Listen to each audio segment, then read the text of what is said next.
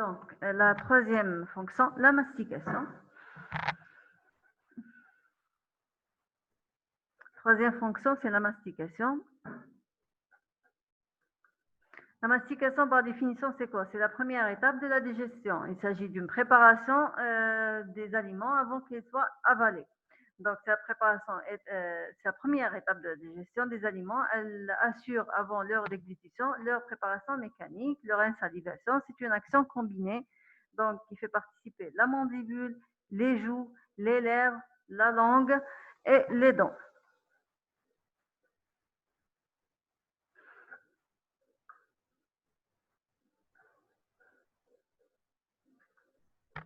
La mastication normale ou physiologique, elle est unilatérale, alternée. Donc, manger du côté ou mastiquer du côté droit, puis côté gauche, d'une façon alternée.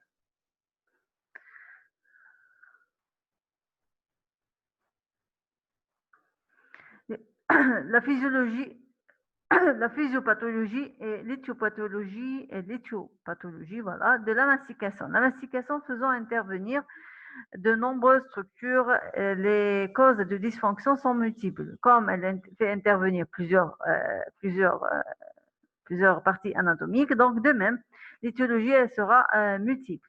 S'il s'agit sur le plan dentaire, si on a un problème dentaire, il peut être du type malposition, des interférences, irrégularités ou des caries non traitées.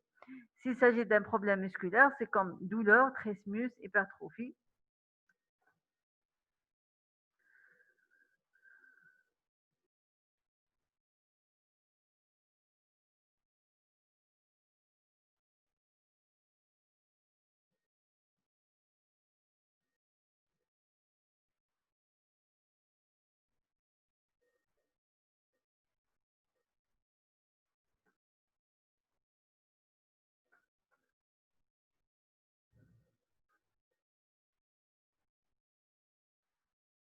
Donc, je vois qu'il y a un commentaire qui me dit que vous ne voyez pas l'écran, par contre, vous m'entendez. Vous me confirmez, s'il vous plaît, est-ce que le problème est pour tout le monde ou non? Moi aussi. Alors, vous me confirmez. Non, c'est-à-dire, est-ce que vous avez un problème de... C'est bon, c'est réglé? Très bien, donc il s'agit d'un problème de connexion peut-être chez quelques-uns. Pas de problème. Alors, on continue. Donc, on a dit que les étiologies sont multiples parce qu'on a plusieurs structures anatomiques qui participent à cette fonction. Retentissement, vous patientez. Bon.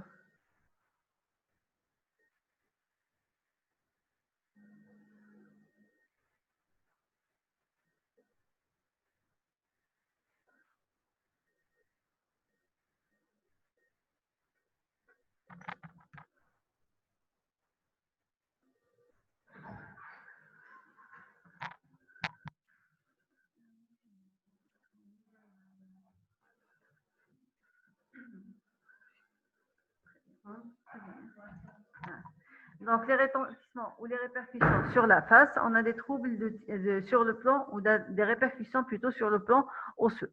L'hyperactivité des muscles élévateurs occasionne un type facial évoluant vers le sens de brachie, c'est-à-dire tellement qu'on a une hyperactivité des muscles élévateurs, donc on aura des masséters puissants et donc limite la croissance dans le sens vertical. La croissance, c'est une croissance la croissance, elle est beaucoup plus, c'est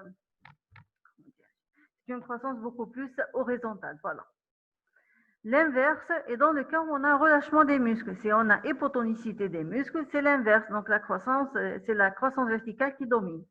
Si on a une mastication insuffisante par des manques de quelques éléments dentaires ou bien des caries non traitées, etc., donc la mastication sera insuffisante. Et des fois, on a des douleurs au niveau de l'AT1 parce qu'on a un côté qui travaille ou hyperactif par rapport à l'autre.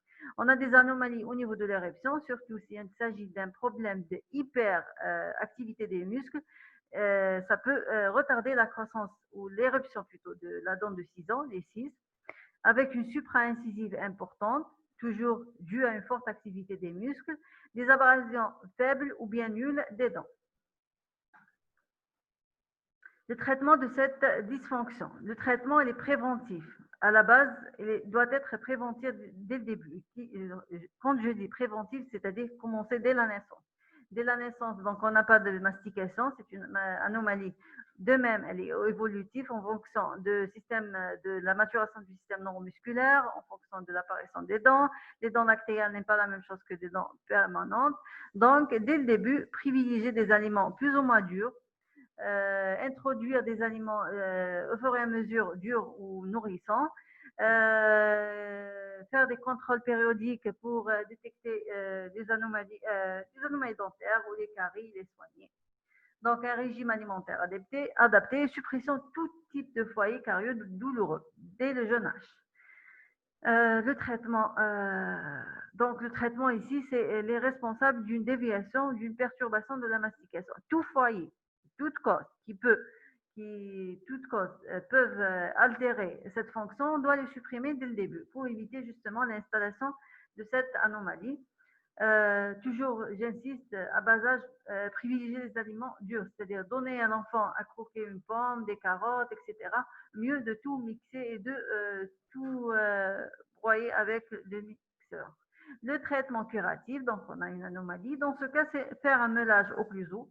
S'il s'agit des prématurités, des obturations débordantes, etc., pour éviter les interférences, et rétablissement du plan d'occlusion. Quand je dis rétablissement du plan d'occlusion, il peut être prothétique, c'est-à-dire prothétique, remplacer ou restaurer les édentements. Ça peut être orthodontique, donc déplacer les dents, fermer les espaces, régler et orienter les axes des dents. Comme il peut être un traitement de restauration, donc traiter les dents carriées, les restaurer, mettre des constitutions, etc. Quatrième fonction, c'est la phonation. C'est une fonction relationnelle qui nous assure la relation avec les autres. Donc, la phonation est la première fonction à être développée à la naissance. C'est par le cri de l'enfant. Elle se traduit par un ensemble de phénomènes permettant de produire des sons et la voix par les organes vocaux. Donc, on a la production d'abord du son, par la suite les articulations pour nous donner certains phonèmes. On appelle ça faculté de production du son. Donc, il n'y a pas un système phonatoire, il y a un système digestif, il y a un système pour assurer la déglutition, mais il n'y a pas un système tout particulier pour la phonation. La phonation, elle fait participer justement plusieurs... Oh là là.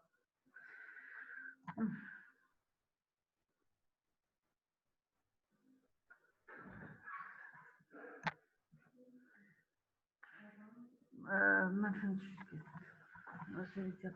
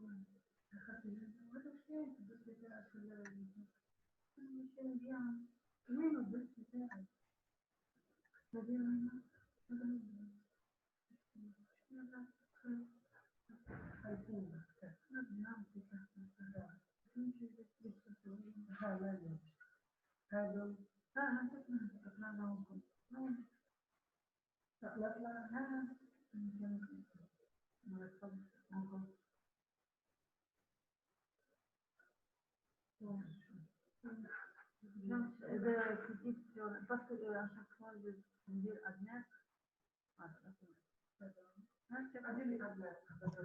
ها كي ندير admettre apparemment رجعي لي برك الفنان.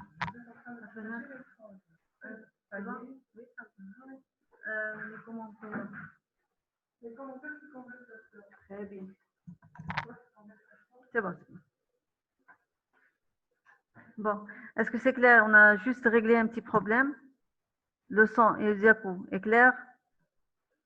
La phonation, donc, Phonation, définition.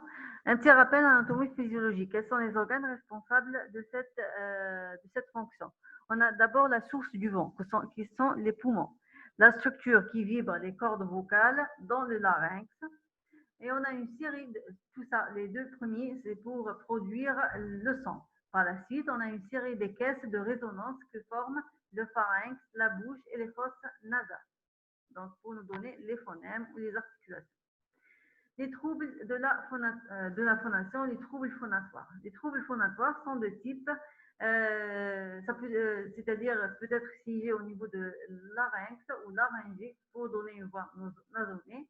On a anomalie de débit, le bégaiement, donc le patient n'arrive pas à respirer et à produire le son et à s'articuler normalement, donc il bégaye. Anomalie de point d'articulation qui peut être interdentale, zozotement, ou latérale, frontement.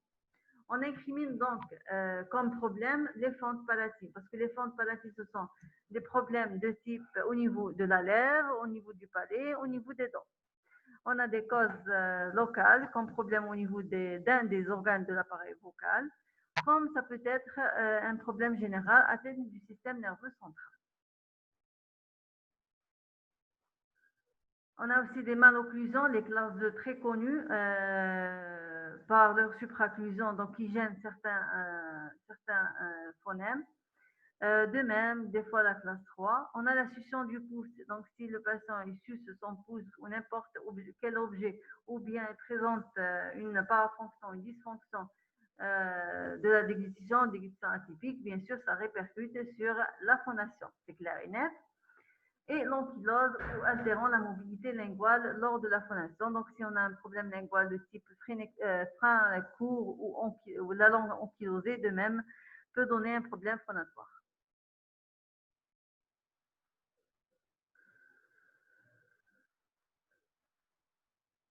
Donc, vous voyez que le facteur le plus incriminé, c'est la langue, ou tout petit problème qui a, ou ce sont plutôt les problèmes qui ont relation étroite avec la langue. Donc, on parle de problèmes causés par une phonation mal déroulée, mais à vrai dire, elle reste la posture de la langue au cours de la fonction l'unique responsable. D'accord? C'est la langue beaucoup plus qui est l'unique responsable, plus un problème respiratoire, on a dit, ou syndromique.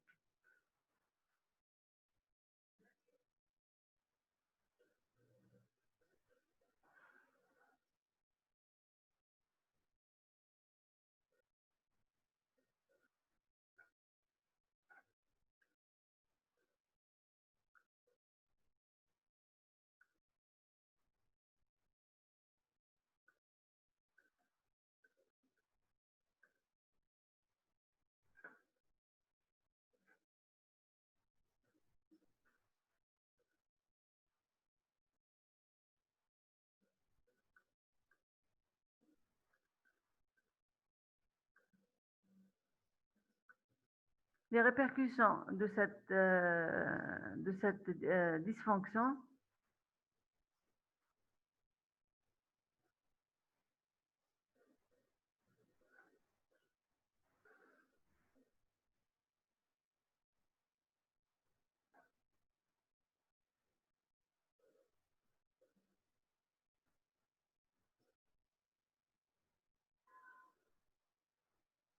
donc les répercussions sont des alvéolaires comme la proalvéolie supérieure, due aux appuis exagérés lors de l'émission des occlusives dentales. Par exemple, le S, euh, on a le S par exemple, le T, le D. Donc, si on a appui exagéré, il peut provoquer une proalvéolie supérieure.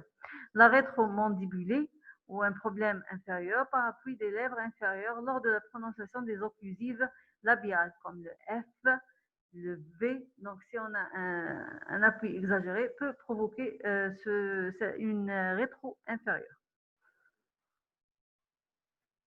Les répercussions de la rééducation plutôt de cette... le diapo n'est pas clair.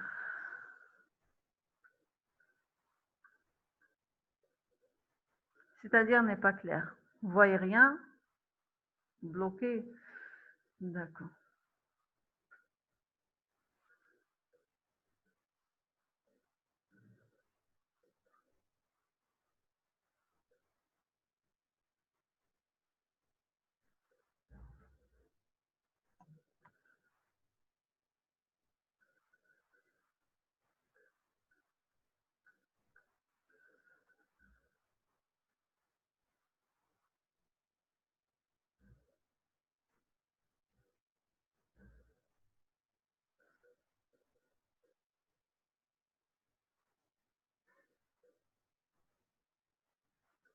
C'est bon, le problème est réglé?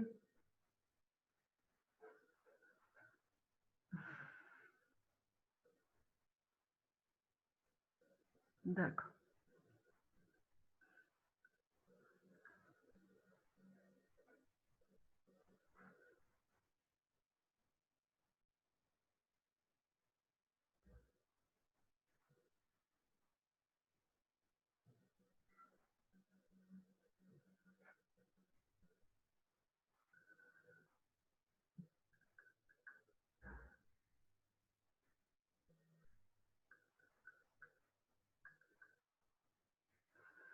Après les répercussions, on va passer à la rééducation de ce problème. Bon, la rééducation, ça dépend pas du praticien, c'est-à-dire de l'orthodontiste ou de l'omnipraticien. Donc, notre but, c'est quoi? C'est d'éliminer ou de supprimer toujours les chirurgies et il n'y a pas mieux d'orienter le patient vers un orthophoniste. Mais il y a une méthode très connue qui est aussi détaillée sur le cours, c'est la méthode de Château, qui consiste à prononcer successivement toutes les consonnes à connaître, c'est dans le but de connaître qui sont défectueuses. Par la suite, on demande au patient de la prononcer à l'état pur, et par la suite, une fois cette étape est terminée, donc il termine le son prolongé par une voyelle. On raccourcit par la suite progressivement la consonne prolongée à l'état pur, et on peut refaire beaucoup plus rapidement les mêmes exercices avec les autres voyelles. O, E, A, etc. Jusqu'à la correction complète ou la rééducation complète de certains consonnes ou certains problèmes. Lors des exercices, il faut montrer à l'enfant beaucoup plus l'appui linguaux pour chaque consonne. Donc, cet exercice est plutôt l'automatisme peut être acquis entre 3 semaines, donc au bout d'un mois à peu près, en raison de 4 à 5 séances de 5 minutes par jour.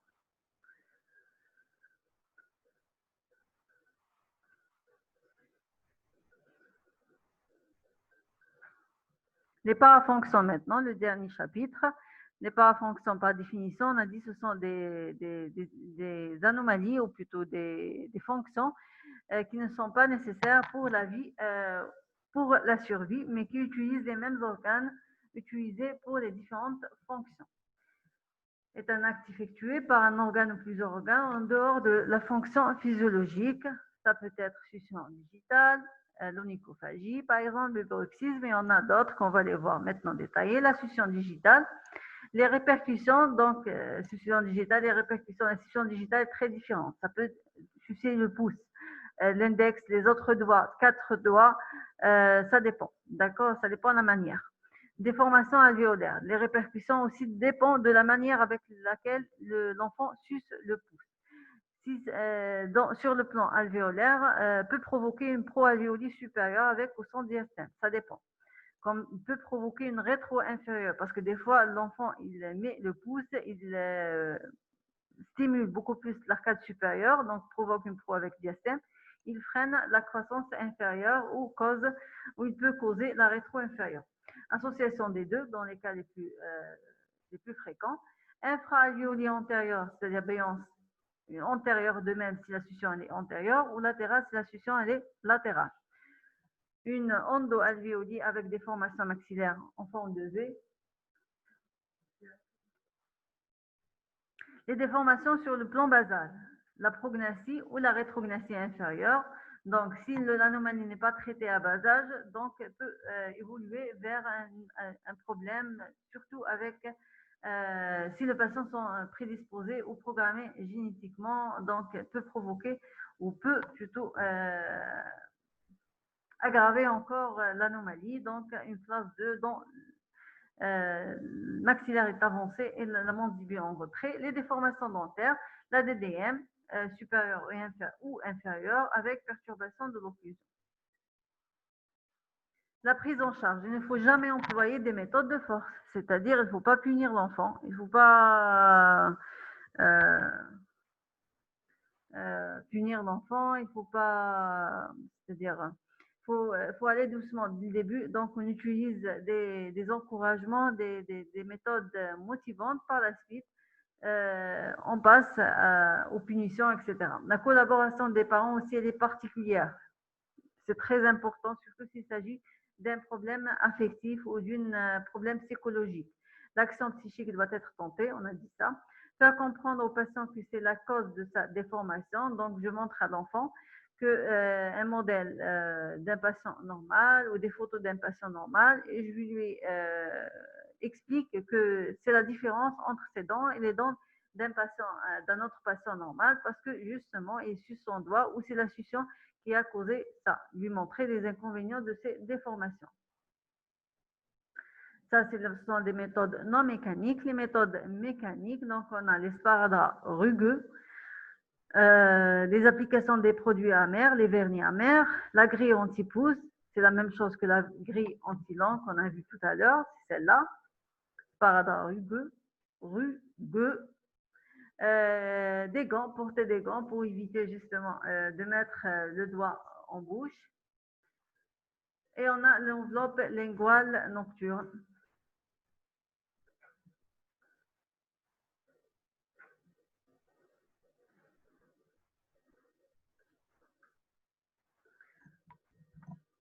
Deuxième parafonction, on a le mordiment de la face interne de la joue. L'origine de la survenue d'une béance ou d'une infra-alvéolie, bien sûr latérale. On a le mordiment aussi de la lèvre inférieure. Dans ce cas, on a deux cas. S'il s'agit de mordiment de la lèvre inférieure, il peut causer une rétro inférieure, donc une classe 3 par la suite. Et si on a un succion ou mordiment de la lèvre supérieure, plutôt, j'ai inversé. Bon. S'il s'agit d'un mordiment ou succion de la lèvre inférieure, ça peut provoquer une classe 2. S'il s'agit d'un problème succion de la lèvre supérieure, ici, ça peut provoquer un articulé inversé antérieur, c'est-à-dire classe 3, soit classe 3 dentaire ou classe 3 d'ongle. Le traitement, donc pour éviter cette succion de la joue ou succion des lèvres, on met un lip bumper. Lip bumper, c'est quoi? C'est un dispositif fixe à d'autres indications, mais on peut l'utiliser pour la rééducation de ce tic, ou la suppression de ce tic. Donc, c'est un dispositif qui se place devant les dents avec un bandeau en caoutchouc antérieurement pour éviter l'irritation des lèvres.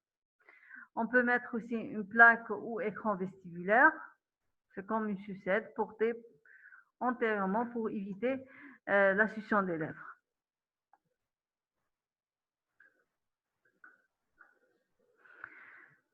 Un autre tic, c'est le tic de mordiment du stylo, qui peuvent causer l'infraclusie des incisives, la proalvéolie supérieure.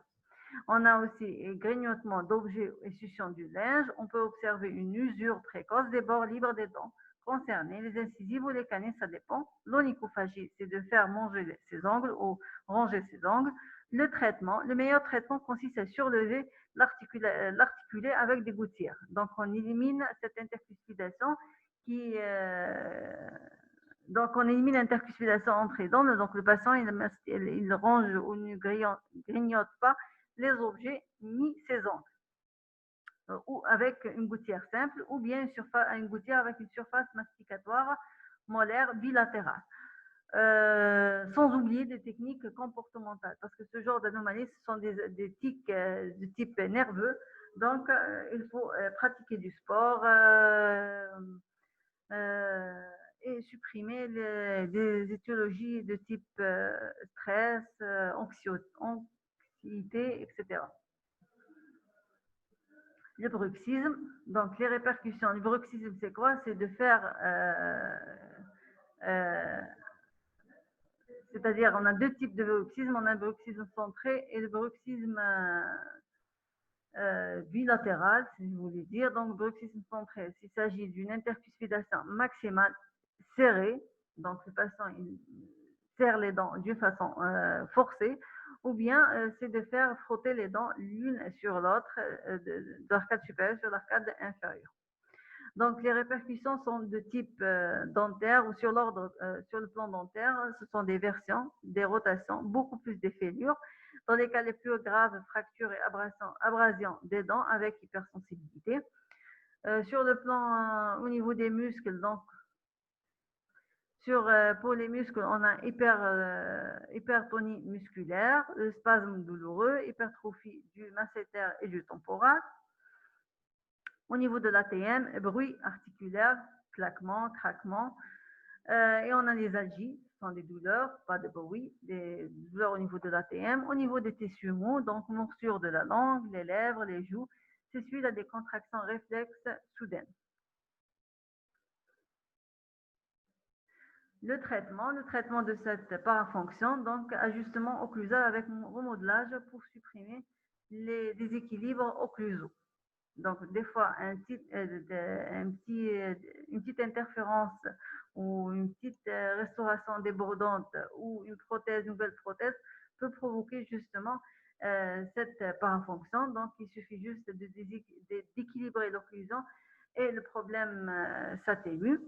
Le déplacement dentaire orthodontique, donc si on a un supra, si on a de même des interférences qu'on peut les régler par un appareillage orthodontique, pourquoi pas. Et on peut mettre des gouttières occlusales beaucoup plus pour reposer les muscles. En plus, toujours, un traitement complémentaire par prescription antalgique d'anti-inflammatoire s'il s'agit d'un problème très sévère ou qui se répète, des contractions musculaires pour diminuer la douleur, le stress, des antidépresseurs, ça dépend aussi du profil du patient, hygiène de vie et des exercices physiques pourront être recommandés. Donc, il nous reste 10 minutes. J'ai terminé le cours dysfonction par fonction. Posez vos questions par message, s'il vous plaît.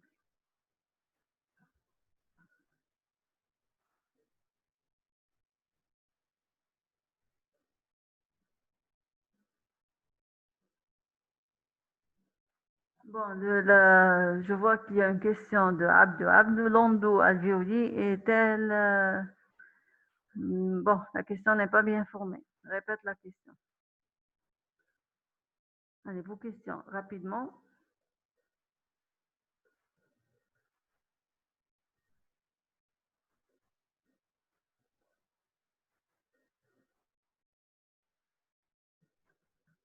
Est-ce que vous avez des questions?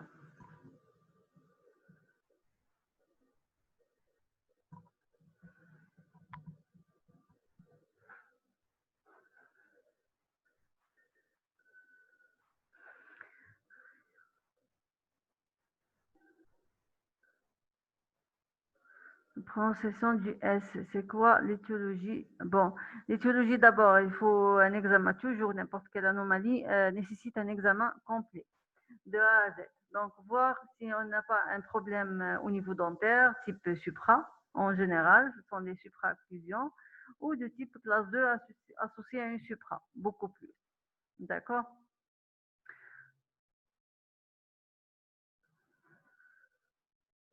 La respiration par le nez, on a dit, j'insiste sur éliminer l'étiologie d'abord, c'est-à-dire libérer les voies aériennes supérieures. Et cela n'est possible qu'après une orientation vers l'ORL. Par la suite, demander au patient de respirer par le nez par un exercice très connu. Vous trouvez très détaillé sur les cours de PDF. Donc, le patient, il sera, c'est-à-dire, le patient est maintenu debout face à un mur, c'est-à-dire son dos face à un mur, bien droit. On lui demande d'inspirer profondément par le nez tout en remontant ses mains dans l'extension de son corps. Après un moment, donc, on lui demande par la suite doucement d'expirer par la bouche au début. Par la suite, on remplace la bouche par le nez tout en abaissant, pardon, tout en abaissant ses bras. Et on répète ça plusieurs fois.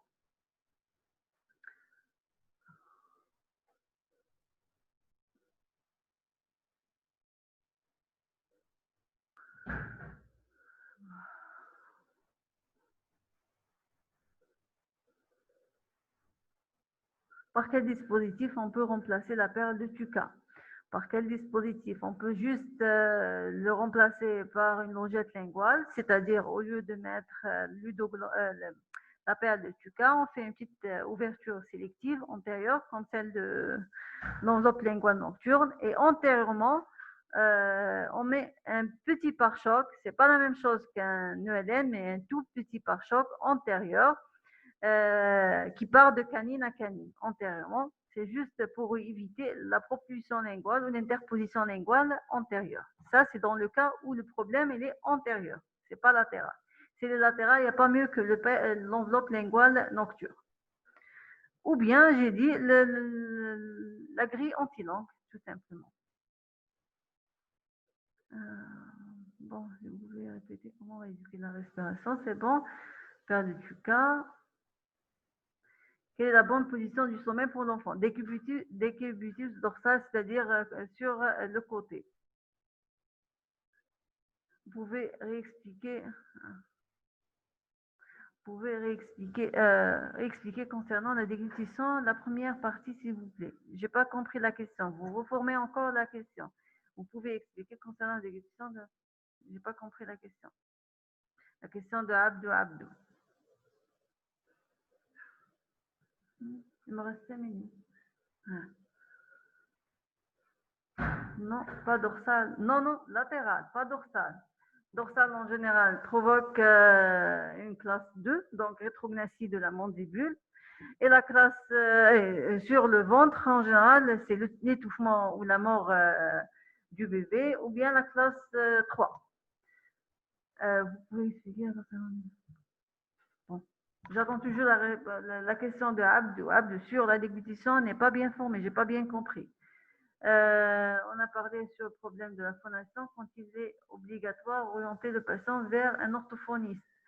Bon, si on élimine les étiologies qui peuvent être d'origine linguale ou dentaire et on voit que le problème persiste, on l'envoie chez l'orthophoniste.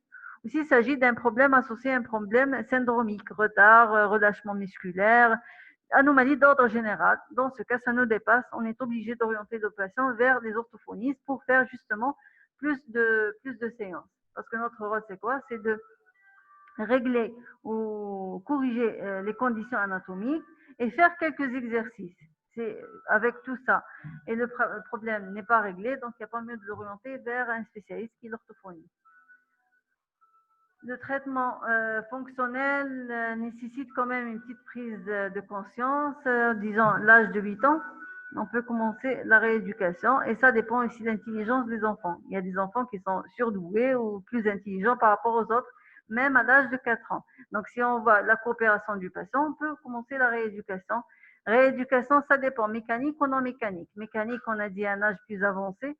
De préférence, on a les dents sur l'arcade, de préférence même des dents la denture mixte. S'il s'agit d'un patient à bas âge, il suffit juste euh, de faire un traitement fonctionnel non mécanique. Bon.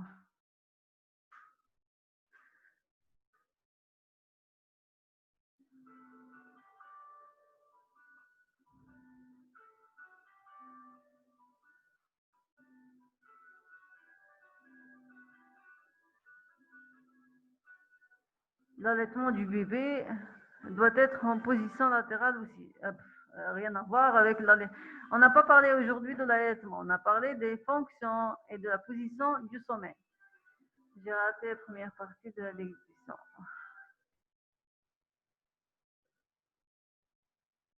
Alors,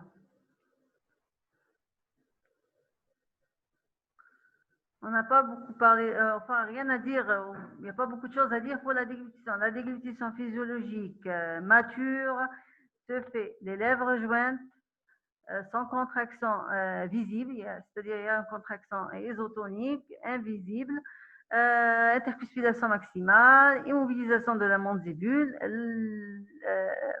la langue au niveau du palais, sa pointe au niveau de la papille rétro-incisive. Donc, si on a altération d'une de ces caractéristiques, on parle d'une déglutition infantile ou immature ou pathologique. Les répercussions et le traitement, vous le voyez, vous avez ça plus détaillé sur le support pédagogique. D'autres questions? Il nous reste presque une minute.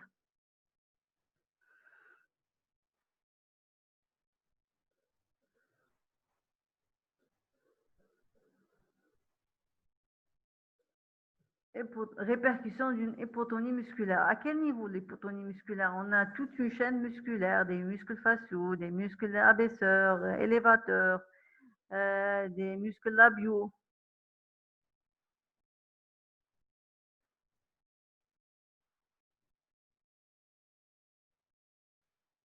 Bon, masticatoire. Quel type de muscle? La mastication fait intervenir plusieurs muscles. On a dit la bonne position, c'est décubitus dorsal, décubitus latéral plutôt, sur le côté. Bien sûr, le nez débouché, si vous voulez dire. Donc, les voies aériennes supérieures sont libres. Élévateur et abaisseur. S'il s'agit d'un problème des élévateurs qui sont hypotoniques, donc on aura une croissance beaucoup plus verticale. Si on a les abaisseurs qui sont hypotoniques, donc on aura un problème beaucoup plus dans le sens, c'est des brachies.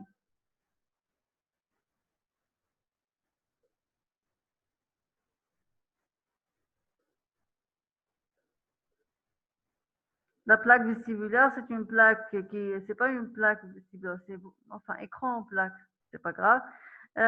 Porter la nuit, bien sûr après avoir supprimé l'étiologie comme j'ai dit.